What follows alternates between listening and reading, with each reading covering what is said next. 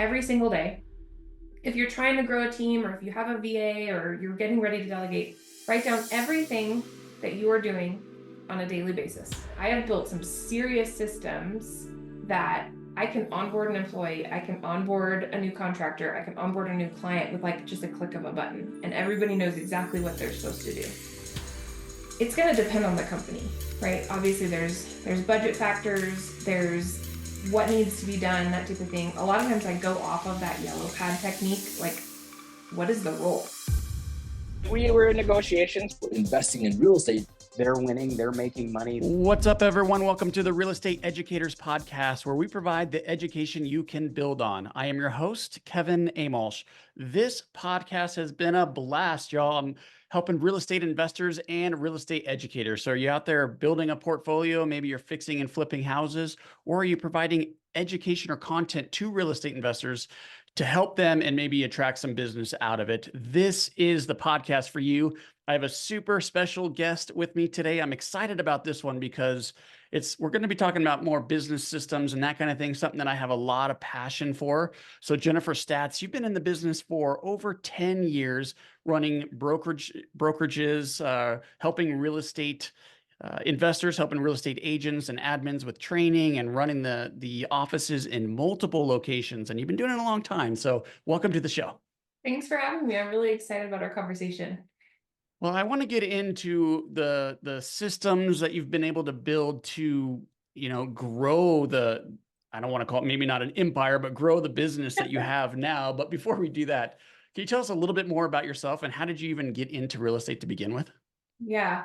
So my name's Jennifer. I'm the owner and founder of a company called Staats Solutions. We run the operations of marketing of real estate companies nationwide. So investment companies, prop tech, real estate brokerages, real estate teams, anything within like the real estate industry. To me, operations is operations, and I can help streamline it.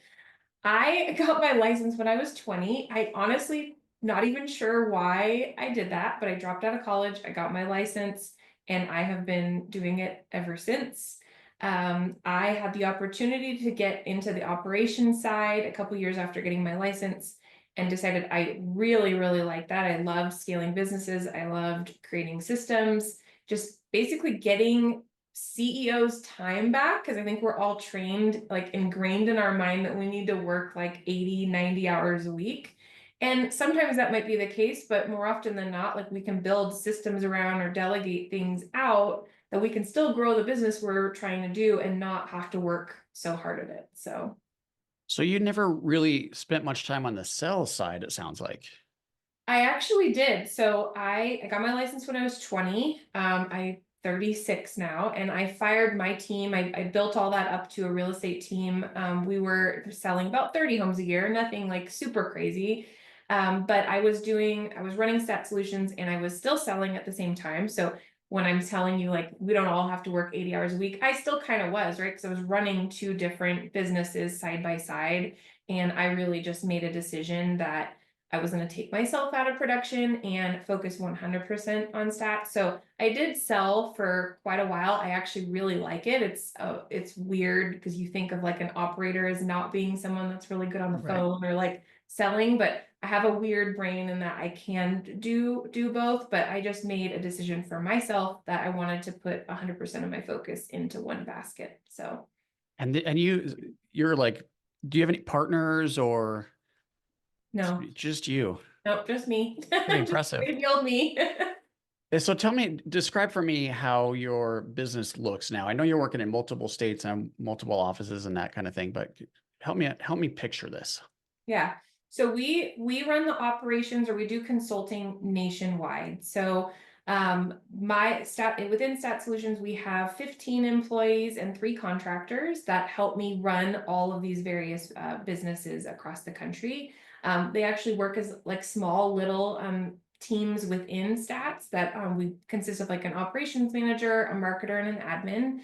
And they help me kind of execute on everything that we've got going on. So we've built systems around that. And what we help some of our clients do is either start a business, grow a business, restructure a business. More often than not, what kind of comes to me is people that are completely burnt out, and they've built this thing that is running them versus them running it. And they're like, there has to be a better way. And we will help them streamline, set up systems, help them delegate. I mean, a lot of them have existing teams too that they're just not using effectively. Like that, plain and simple, they have VAs or they have admins that probably want to do more and they're capable of doing more, but like they're so busy like working and doing all these things that they're not even focused on the people they've already put in place or the systems they've already put in place. So day to day would be like us meeting with our clients and kind of like helping their dreams come alive and helping them streamline what they've got going on. Okay, so you're a consultant for real estate companies, helping them grow, helping them take control of their business and get back their time. Yeah. I'm thinking about Buy Back Your Time because I just read that book, which Yeah. amazing book, by the way. Okay, so and it's you and it sounds like you said about 15, 17 people. Yep. Okay. All right. Well, I want to hear more about how we work with teams. It sounds like that's your expertise and something I have a lot of passion for. And so this is going to be a very selfish question here, Jennifer. I've got a VA. We have 3 VAs in our company. Okay. And one of them is more like an executive assistant type role and manages calendars and that kind of thing for me and my leader team. But what I've got to say is that she's got more capacity than we're able to do. So I'm having a hard time trying to figure out how is the best way to work with VAs. So what advice could you give me on working with VAs and keeping them happy and busy and motivated, and then benefiting from that? So this is a big one because I Yeah. would say like a large percentage of the clients we work with have VAs, and they either have VAs that have, I mean, more often than not, you hear the story of like VAs just don't work, right? Like people struggle with it all the time. And the quickest answer I could give you is treat them like a normal employee. Like, how would you treat an office manager that you look over and the office manager all day long is just sitting there painting her nails, right? Like, what would you do if they're physically there? So my question for you, Kevin, would be like, do you have like ways of tracking what your VA is doing, or do you have regular touch points with her, or like what does that kind of conversation look like? Yeah, that's a good question. So we meet once a week for about 15 minutes. It's on a Monday, and we look out on my calendar for the next 2 weeks. And so she's really only working on my calendar right now. And by the way, I will say she is fantastic. I love her. Okay. And she loves Pine. But she's always asking like, what else can you do? And what else? And she's like, give you an example. She wants to do like research type projects and she's very good at that type of thing. But ChatGPT could do that, and I can get that done very quickly. So I'm having a hard time keeping her busy enough where she feels like fulfilled, if that makes sense. Okay. So a lot of times, and this actually goes because like my team's virtual too. Like I don't like to call us virtual assistants, but it's kind of the same thing. Like a lot of times we'll come on with a CEO and it's like, they're like, I don't even know what to give you. Yeah. Okay, great. So I actually have an exercise that I put some people through if that's their feedback thing, right? Like I don't even know what to give this person or what to delegate out. And I'll be like, I call it like my yellow pad technique, which is kind of funny, but it's like, I just remember my dad always having a yellow pad. So I just tell all my CEOs like every single day, if you're trying to grow a team or if you have a VA or you're getting ready to delegate, write down everything that you are doing on a daily basis. Just jot it down. You know, today I went and checked the mail. Today I went through my email inbox. I went and checked the voicemails. I did this with my CRM. I did some invoicing. I did payroll. Like just start writing it all down on a list. Almost like a time audit. Yeah, it's just like a quick, and it sounds crazy, but once you're actually just actively doing it, and you have a separate pad next to your desk, just jot it all down. And then write down all the things that you wanted to do, but you didn't have time to do, right? Like, I really wish I would have sent those note cards, or I really wish I would have gone on Facebook and wished people happy birthday or whatever that is. Write it all down. And then when you're either trying to keep your VA busy, look at that list and be like, man, I shouldn't have to do these 5 things. Or like for me, I really hate doing payroll.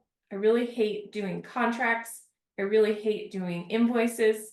And so I looked at that list and I was like, how could I make an SOP to have my VA wasn't comfortable with her doing it 100%. Like I didn't want her clicking the button, but I was like, okay, how could I take all these things that I absolutely dread? And it's sad, like me onboarding a new client. I will wait till the last second to send a contract out because I just hate doing it. I don't know why.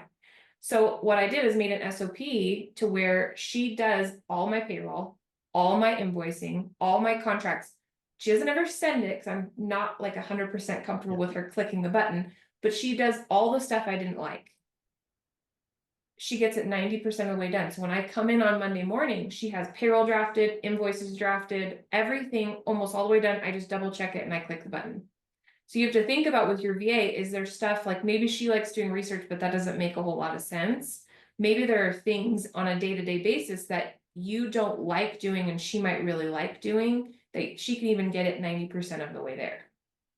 So there's things you can do, and it's all about systematizing it, right? Because nothing's worse than you have a VA that every day you have to delegate things and tell them exactly what to do, right? And they don't feel very fulfilled in doing that either. But when, like, my VA loves it because she takes full 100% ownership of doing all of these things. And it used to take me hours every Monday to do all of this stuff. Now I just go in and go, oh yeah, and now it's all correct. Because with a little bit of feedback, she gets it right the first time, every single time. And it's done when I come in at 9 a.m. on Monday. Like, it's like a no-brainer. So with her, you need to think about, are there other things in the business that can get off your plate or maybe another team member's plate? Or maybe there's something you can add extra value to the business that you haven't been doing because you didn't have the time. This is really good. I love this information. One of the things we've done from the Buy Back Your Time book, actually, it's interesting that's come up twice now, is I've forced my leaders, all the leadership team, middle management and above, to do an 80-20. So Okay. what is producing 80% of the result? We all know the 80-20. And then we got to get to that 80% off so we could focus on the 20 and then just repeat again, right? Because there's always going to be 80% and 20, and then try to figure out how to delegate that 80. So that is something that we're working on. And I got to tell you, Jennifer, it's not easy. It's very difficult. Work. It is. It's a lot of upfront work, and it's a lot of I feel like it's like a lot of inner work. Like you really have to think about, what are you truly doing?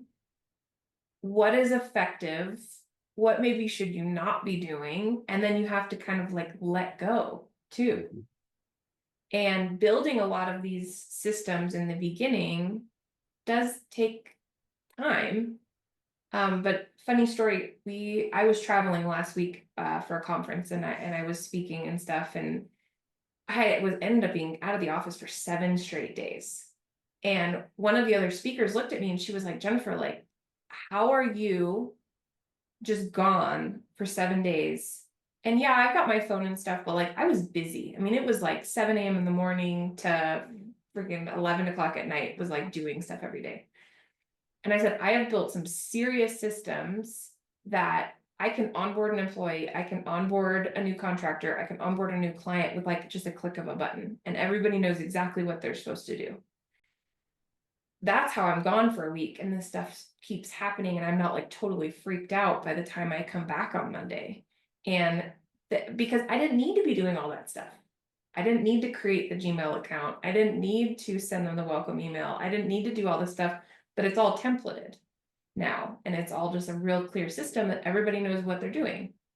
But that's hard because it took a lot of work to build those things in the beginning. So what is your team doing to figure that out? Figure out the VA? We'll figure out like their 80-20. Oh yeah. So it's just exactly how you described it. So I haven't heard it called the yellow pad technique, but it's basically the yellow pad technique. And for my 2 executives, I've actually asked them to do full-time audits. So like every 15 minutes, write down what you're doing. And it sucks, right? And you do that for a week, but I'll tell you what, it's pretty enlightening. Like I'm spending way too much time on these 3 tasks, even though they might be in my 20%, I'm spending too much time. So it's pretty effective to do the exercise that, like you're describing.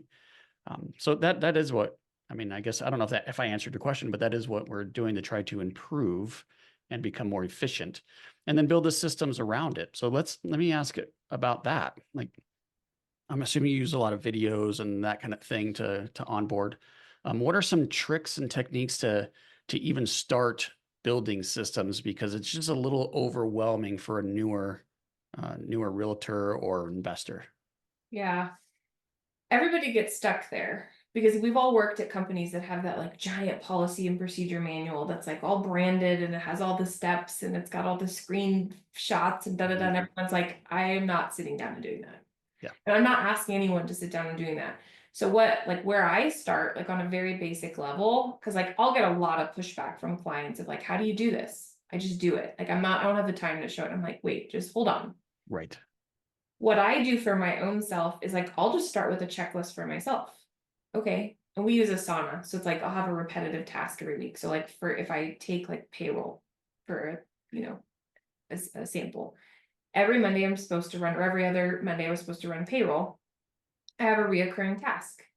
Then when I'm thinking about it, I'll start creating my own checklist of what I'm supposed to do. Okay, I need to go check Clockify for any time edits. I need to export via this format. Then I need to get it into this program and upload it. So it's like once I start just like kind of following the steps for my own self and just writing it down really roughly, then when I give it to the next person, sometimes I'll tell them to improve it for me. Yes. So love it. Like, okay, because I know I'm like the worst trainer because like I will screen share with someone, I'll make them record it, and I'll go really fast. But I know now that I go really fast. So I'll just tell them record it, and then I'll ask them to go back and make a better training on it, right? If they have any questions or anything, they need to update the SOP themselves. That's how I do it. I do tell a lot of my CEOs just to do something like that because a lot of us like visionary type people that we're just like all over the place, we probably shouldn't be making the training. Like we just shouldn't be. But if you screen share with someone, sometimes they can. We do a lot of different techniques, either with internally or just with our clients, depending on what it is. A lot of Loom videos. All of our trainings live in something called Trainual, which is like an LMS platform. There's a lot of things you can do. Like you can do like voice to text in Google Docs. If anyone that thinks of something like that, you can do voice to text in your phone. Like you could literally do it while you're, I probably don't recommend while you're driving, but you could do it while you're driving, like voice to text, here's the steps. We just do a lot of screen share, that type of thing. And then we always record it and then put it somewhere that it's going to live forever. There's also a lot of things like if you've heard of, have you heard of Tango? It's a good one. No. It's you can be showing someone something and it's all AI. So it'll do screenshots of every single thing you're clicking on. So if you're like, you click here and then you do here and then you go here, it follows your cursor and actually takes screenshots and AI writes all the instructions for you. And then That's amazing. It's Tango.com or something? I think it's Tango. Let me see. Is it Tango.com? Yeah, so for our listener, this could be a gold nugget here. It's Tango.ai, and they have a free one, or I think there's like a paid service you can do.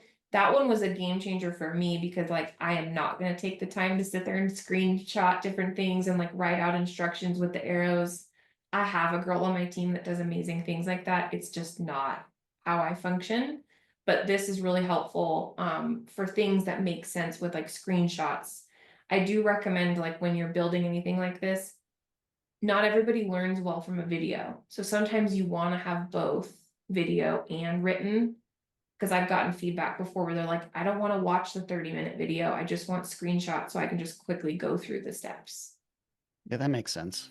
Yeah. This episode is brought to you by Pine Financial Group. Pine Financial is a private lender specializing in short-term rehab lending to real estate investors. Got a property that needs some love? We can help.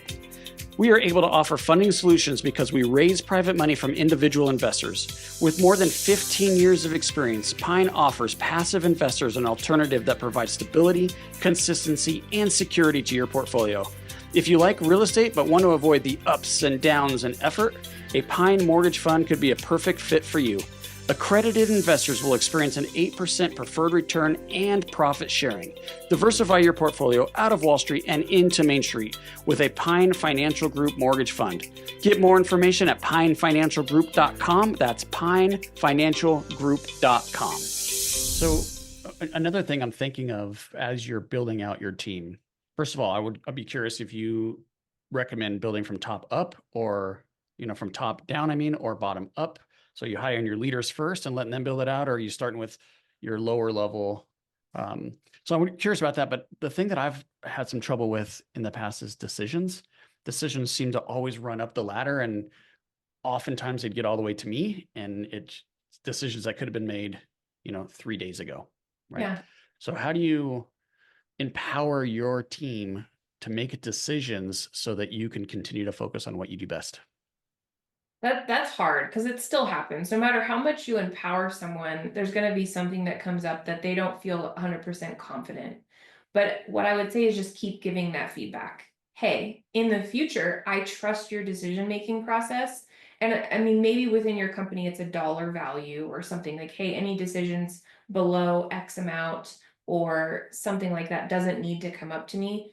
I'm constantly empowering my team of and a lot of it's kind of when you're giving feedback, maybe you need to be a little nicer about your feedback or a little less descriptive. I've found where if I give someone a ton of, hey, I saw this document and here's a million red lines, generally they're always going to come back to me on the next one because they made so many mistakes, and it probably wasn't even a mistake. It's just the type of differences we have in opinion. So what I've kind of learned with my leadership team, because we've got, multiple teams within Staats. So I have a leader on every single one that's in charge of these clients, and they make decisions every single day. And each of them understand what they can and can't do, right? They all understand that any type of billing or invoice questions all go to me for various reasons. One, I don't want them dealing with any type of money type decisions with clients because they're meeting with them on a daily basis. They don't need to have those discussions. So I think a lot of it's, yes, empowering is probably the most basic thing, but then reinforcing that every time those questions come back to you, I trust your decision-making ability, feel free to do this moving forward type of thing. It can be hard though. Hard, isn't it? It is really hard, but a lot of it's us as leaders letting go a little bit and being more clear with our different team members that we trust them. We hired them for a reason, right? Yeah, and maybe allow them to make a decision with you present instead of answering a question. Challenge them, and I found that that's worked well. And then over a couple of times of, come into the office and we'll talk about the decision we need to make. You're going to make it, and I'll be here to support you, but I'm not going to answer the question for you. I'm not going to make that decision. And then that helps give them confidence, I have found. But you're right, it's not easy. And you can't grow and scale without decision makers on your team. You have to, because you can't, because then you end up being the bottleneck. Exactly. I know that's definitely me.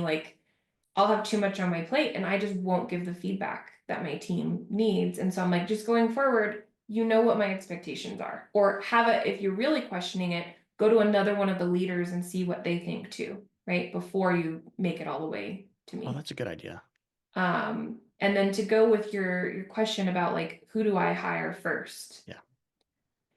It's going to depend on the company, right? Obviously there's budget factors, there's what needs to be done, that type of thing. A lot of times I go off of that yellow pad technique. What is the role? What do you need to get off your plate, or where is the company going? What do you need? Maybe it's either what needs to get off of your plate or what isn't being done. Those are two different questions, right? If you are really bad at sales, or you're just not doing it because you don't like it, but that needs to be done, right? Maybe it's some sort of sales manager or salesperson, whatever that looks like. If it's more, hey, I just need someone, a lot of my teams, they might just start with needing a transaction coordinator. That gets a huge weight off of their plate, but it also costs no money up front. It's just paid at close, a no-brainer, right? Let's make that hire first before we go to the next thing. So a lot of it's just, what do we need? Where does the company need to go? and how do we need to get there is how I make decisions like that. It's just going to depend on the CEO and what they've got going on. I thought you might answer it that way, because it really does depend. I can tell you I've never regretted spending a little bit of money on good quality people. Yeah. What I have regretted is trying to be a little cheaper, and that tends to backfire. Yeah. All right. So speaking about people and building out your team, there's some things that we can outsource, like maybe your consulting is an example of that, or attorneys or accountants, like you do your payroll, but you could easily outsource that, right? So Yeah. what do you recommend for a newer investor or a newer realtor? What should we bring in-house? What should we outsource? I know it's going to be a depends answer again, but if you could try to Yeah. give elaborate a little bit, that'd be great. Yeah. So it's, to me, it's going to depend on various different reasons. One is, a big one's going to be budget, right? A lot of people come to me and they're like, I don't know, they watch all these different things and they're instantly like, I need an executive assistant. Okay. All right. What are you going to give this executive assistant to do? Which is one of the workshops we're going to do together. Are you going to be able to keep them busy? Or do you have the budget for a full-time assistant? Are you going to be able to train the assistant? All those things. And more often than not, the answer in the beginning, and again, this is going to be where you're at in your business journey, right? But if you're just starting, a lot of times you're not ready for a full-time employee. Like for various different reasons. It's not all just budget. Like a lot of times it's just like you are not ready as a leader to manage an in-house employee full-time. So then I might say, well, maybe we can find a part-time person, or maybe it's a showing assistant, or maybe it's a transaction coordinator. Maybe we find a part-time VA, whatever that looks like. At some point, you should bring things in-house though, right? Because you can just have more ownership of those people. They're an employee of yours, or they work for you full-time. At Staats, like I don't bring anybody in part-time. Like everybody is full-time, because I know my own self and I know that I move too fast, that if I have a part-time 15-hour-a-week person, by the time they show up on their next shift, we've done so many things over that period of time, like there's no catching up. So I know that, but I know that because I've made those mistakes, right? I've tried to hire the part-time person and they just didn't succeed. So to answer your question, it's going to depend. I know you're going to hate that answer, but it's going to depend on a variety of things. And then it's also going to be you understanding as a CEO who you are and how you work. I know plenty of people that are not okay with a virtual person. They're not okay with part-time. They're not okay with contractors because they expect certain things that a contractor is not going to give you. So it kind of takes a lot of like self-reflection of you as a boss, and if you are okay with that. I am not okay with contractors and part-time bookkeepers and da-da-da. I like people being full-time in my business, building things with me. But it took a long time for me to realize that, and a few unsuccessful partnerships to realize like I just wasn't okay with it. I'm too OCD and too picky for just like a third-party company coming in and doing stuff. But we have plenty of clients that have hired Staats and have been with me for 8 going on 9 years, and it works great for them and their company. So That's a very interesting answer, and I can totally relate, because I'm the exact same way. I want people in the office, actually. So we have an office, and we want the team coming here. They want to work from home and they want to do all these things, but I think you don't build the team and the culture that way. So I like full time and I like them in the office. So you and I are the exact same. With that said, a lot of people would disagree with you. yeah. I mean, they would say outsource, outsource, outsource, only bring in house when you actually need it, right? So bookkeeping is a perfect example of this. Mhm. So many people try to do that on their own, or they bring in a bookkeeper, even if it's part-time, and you could just outsource that, right? It's less risk, it's easy. It can be more expensive though. So that, I guess, how do you react to that? How does that land with you?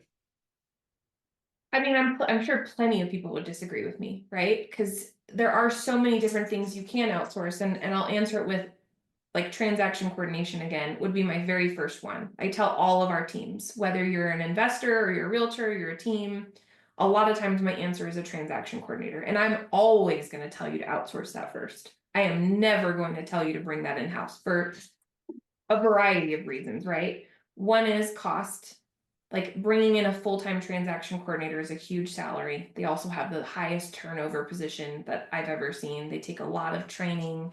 You have to build out all of your own systems. So it's kind of where you're at in your business. I'll tell them, like, how many transactions do you do a year? Let's times that by the out-of-pocket cost at close. And then let's think about a variety of things, right? So now my business is a little different. Like I don't outsource quite as much as, maybe I should, because we do a lot of stuff internally, but a lot of my teams, I am coaching to that. Like, let's hire a VA that's, paid a flat fee per month, or transaction coordinators are paid at close, or bookkeeping and stuff like that makes a lot of sense on a monthly basis. But it depends, because there's a lot of CEOs that are like, okay, but I hired this bookkeeper, but I want them to do these 5 other things. It's not part of their package. They're a contractor. They don't have any interest in doing these other 5 things, right? They're not going to make phone calls to follow up on past due invoices and stuff like that. That's where it gets hard when you're making decisions, because you are outsourcing, and a lot of these companies obviously have their own set of services. Yeah, I love it. From my lens, I'm curious what you think about a good first hire is for a real estate firm. But through my lens, hiring someone like you or some kind of business consultant or business coach. I work with business coaches.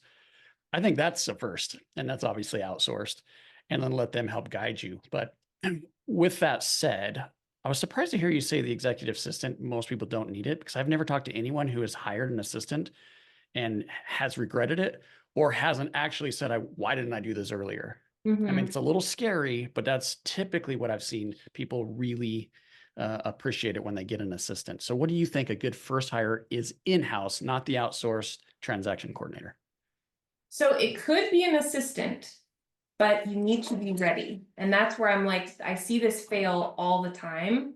A lot of times it's like they're just hiring their very first VA. And they're like, okay, I hired a VA. They're my new executive assistant. They're going to manage my email. They're going to manage my calendar. They're going to do client phone calls, And there's nothing ready for this person. Like they weren't even set up. They didn't have any systems in place. They didn't have any training in place. And a lot of us, when we're making that first hire, we're making the first hire because we are probably extremely, extremely busy. And then you hire this assistant or VA or whatever you want to call it, and you're expecting them to just plug into your business and know what they're doing. And 6 months goes by and you're wondering, I didn't get what I was actually thinking, because I didn't have the time to spend with this person, create the systems around it, and make it really successful. And so I often see that first hire fails.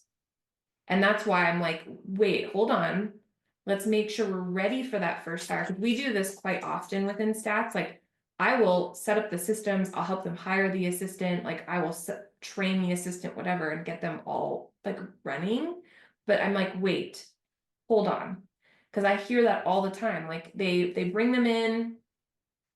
They start on Monday, computer isn't set up, there's no email created. They don't even have payroll figured out yet because they've never had an employee. They have no training, they have no regular meetings scheduled with their VA or their assistant. And a couple weeks go by and the VA quits, or the executive assistant quits, because they've never been trained. And so they're frustrated on their end, and so is the CEO. So it can be the very first in-house hire. I see a lot of people do like receptionists or assistants, or a lot of our teams do like buyer's agents or, something like that. But with any of those hires, you need to make sure you're ready. Like spend a little bit of time making sure that when that person shows up on Monday, they're showing up with something to do, not someone that's out driving around, has no time to get them set up, and they're kind of like figure it out themselves. Now, on the flip side of it, if you hire a really high level executive assistant that knows exactly what they're doing, that can be a totally different thing. And you're just transparent with the person. Hey, I've never had an assistant before. I need you to kind of tell me what I even need, right? That might be a whole different thing there. But a lot of us, our first hire, we go the cheap route, or we go the, I have a friend who has a daughter that needs a job, and it's just an assistant role. It's easy. We all know that that doesn't always work. Yeah, this is perfect advice. So the expectation, you need to set your own expectation for yourself. We learn all the time in sales, we got to set the expectation with our clients, right? But how good are we at setting our own expectation? And the expectation, like what Jennifer's saying, is absolutely you gotta invest time, or it's not going to work. Sounds like you've learned that the hard way, as have I. So hire, yes. Spend a little money, yes, but put in the time to make sure that they're doing what you want them to do. Yeah. It's not magic, guys. Okay, cool. I have some notes here I would love to go through with you from our amazing conversation here, Jennifer. And I want to go through these, and then you let me know how I did or what I'm missing. What I'm really looking for here is how can we add the most value to the listener? And then at the end, obviously, want to get your contact information, and then any final pieces of advice for newer real estate investors or maybe real estate agents. Okay, so we started obviously learning a little bit about you, and then we went into some advice and knowledge and what our listeners can really benefit from. And we talked about VAs first. And you said your biggest piece of advice there was to treat VAs like they're regular employees, which they are. Just because they're not in your office doesn't mean they're not human beings trying to make a difference and all aligned on the same goal. So love the advice. And you also said use a yellow pad technique, which is write down everything on a pad that you're doing throughout the day. I'll add to that maybe multiple days because every day is going to be a little bit different. Yep. And then also write down this. I haven't heard this one before and I loved it. Write down what you would have done had you had the time. And then that will really help zero in on what needs to be delegated. And you could start pushing some of that onto the VA, which will be more than happy to take it. Start your building systems with checklists. You didn't say this directly, but this is what I picked up on how you went through your process. And I did the same thing. So start building checklists that you go through on each of your processes in your company. Use Tango.ai for training. You gotta, when we're talking about decision makers next, and how do you build decision makers in your firm? And you said you got to reinforce that you trust them, you trust their process and their decision making. So constantly be reinforcing that, but also build guardrails. So you said you have to put some limits around the decision making, and if it gets above the limit, then it needs to come to you or another executive. And then, are you ready for your first hire? We spend a little bit of time with that at the beginning, and then you also close with that. And some of the things you said is, you can't just hire somebody and expect it to work out. Like, you really do need to put in the effort, show them how to do it, what you want them to do, and then it'll be amazing. So how did I do? Perfect. Love all of it. So important. It's so important for everybody in business, because eventually you're going to have someone, whether it's a business partner or a hire or something, you need to have a little bit of structure there. I didn't ask you this, and I really am curious. So two books that have been super impactful for me as it relates to working on your business, not in, has been the E-Myth Revisited and Traction. So I didn't want to lead the witness here, but what do you think about those two books? And is there another book out there to help you build a thriving organization? I mean, both of those are really good ones. Traction for sure is like totally within the realm of like my type of stuff. I would say Rocket Fuel is another really good one that I kind of within that same subject matter, just to get you started. And I think it just makes you think. And then I think you should, as your business grows, you should be reading Rocket Fuel and Traction again. Yes. Because what I find is, like, the first time I read it, I took one piece of it, right? And then the second time I read it, I felt a different way. So I felt like the first time I read some of those books, I was the integrator. And as my business has grown, I'm actually finding that I've shifted to more of a visionary. And that was really eye-opening the last time I read those books, was because I was like, it never even dawned on me that could shift. And I'm like, oh my gosh, I was one thing. Now I'm feeling like I'm another one. Now I need to find my integrator. So I think those are a couple of really good books to read if you're kind of in this space of business growth. Yeah, I love that. And start implementing. You don't have to wait till the end of the book to implement, right? If it says, hey, you got to create a vision, then you stop reading it and create the vision. Yep. It's more like a textbook than a novel. I was gonna say, I use them more like a workbook. Like I have exactly. thing next to me and I'm like writing it down and I'm like putting things on my task list to do. So take some time with those ones. Is your task list on yellow paper? No, it's all in Asana. I mean, I do write things down, but then it just goes directly in the computer. I have young kids, so often my notebook goes missing. So if it lived in my notebook, it would actually disappear. Totally understand. All right, great. What's a final piece of advice, something that you think would help our listener? I think the biggest piece of advice is like start small.